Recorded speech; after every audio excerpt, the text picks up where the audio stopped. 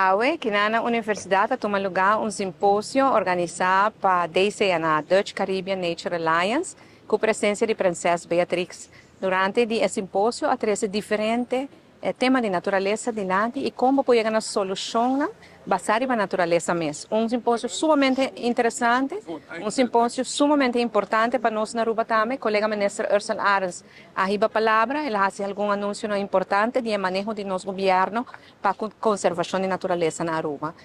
Princesa Beatrix também gosta desse simpósio e está impressionada com o que nós estamos fazendo. A mim que não me impressiona de mira é a cooperação que tem entre diferentes islas den reino ribetereno aqui e me tahiba recuerdo uma hobby bonita de simpósio e questa aqui também é visita de Princesa Beatrix está finalizada e a nossa deseja bom viagem back em nome do povo de Aruba, mas agradecer para visitar Aruba e ela disse que ela gosta mais hobby mesmo estar na Aruba desde tanto anos.